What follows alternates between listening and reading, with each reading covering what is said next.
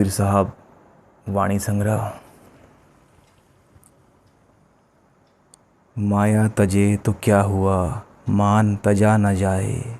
मान बड़े मुनिवर गए, मान सबन को खाए। माया तजना तो कोई बड़ा काम नहीं होता है। बहुत से लोग होते हैं, बहुत से साधक होते हैं जो माया को त्याग देते हैं और वहीं आके रुक जाते हैं। उनकी चेतना को विकास नहीं मिलता है, क्योंकि वो मान को पकड़ के बैठे होते हैं, वो सम्मान को पकड़ के बैठे होते हैं। माया तो तज देते हैं, तो कहते भी हैं कि माया तजे तो क्या हुआ, मान तजा न जाए। हम मान को कहाँ छोड़ पाते हैं, हम अहंकार को कहाँ छोड़ पाते हैं।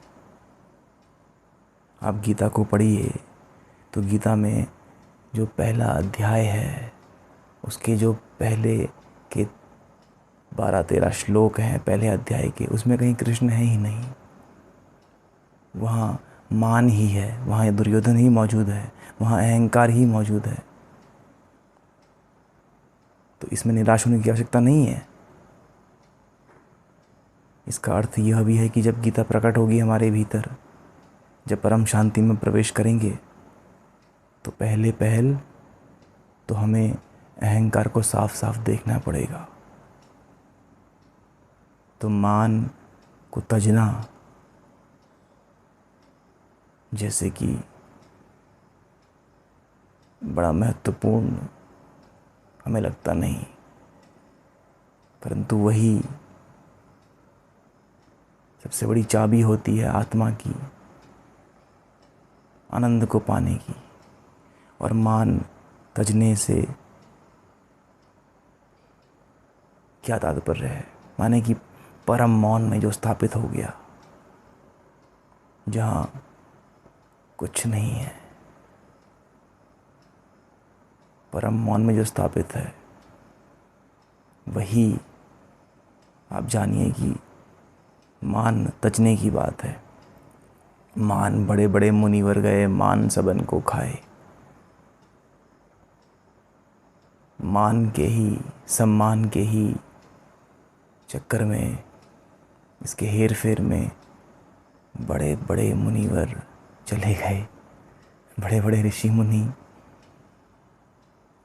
चले गए। कहाँ चले गए? उनकी चेतना चौपट हो गई, धूल में सिमट के रह गई, धूल सी ही हो गई। माया तो वो तज देते हैं बिल्कुल, और इसी का दम्भ वो पकड़ लेते हैं कि देखो मैंने माया भी तज दी है। तुमने माया तज दी, लेकिन जो इतना सब कुछ करने के पीछे आतुर है, अब उसे कौन तजेगा ये बताओ। नहीं, वो तो बाद में। मान सबन को खाए, मान सबको खा जाता है, सम्मान सबको खा जाता है। हम सब सम्मान के ही तो भूखे होते हैं।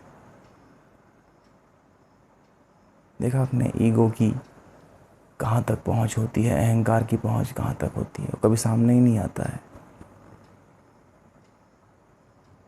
हमारे ही सामने कहाँ पाता है। और सही सामने आने का तो फिर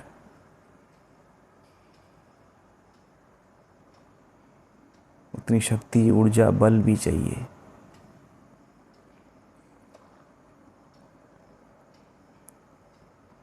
तो माया को आपने तजा है,